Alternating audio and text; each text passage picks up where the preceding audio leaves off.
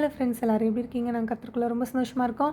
இன்றைக்கி ஈவினிங் போல் கொஞ்சம் வெஜிடபிள்ஸ்லாம் வாங்க வேண்டியிருந்துச்சுன்னு சொல்லிட்டு எங்கள் ஊர் மார்க்கெட்டுக்கு தான் நான் வந்திருந்தேன். மார்க்கெட் பக்கம் வந்தே ரொம்ப நாள் ஆன மாதிரி இருந்துச்சு. ஏன்னா எதுவும் வாங்கணும் அப்படின்னா நான் என் ஹஸ்பண்ட்டை சொல்லிவிடுவேன், அவங்களே வாங்கிட்டு வந்துடுவாங்க. பட் இந்த தடவை வீட்டில் எந்த ஒரு காய்கறியுமே இல்லை. ஸோ நானே பார்த்து வாங்கிக்கிறேன் அப்படின்னு சொல்லிட்டு நான் கூட வந்துட்டேன்.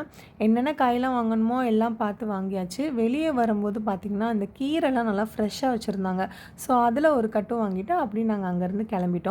நெக்ஸ்ட்டு எங்கே போனோம்னு சொல்லிட்டு பார்த்தீங்கன்னா, எனக்கு ஹேண்ட்பேக் வாங்க வேண்டியிருந்துச்சு. ஸோ அது பார்க்குறதுக்காக நான் போயிருந்தேன்.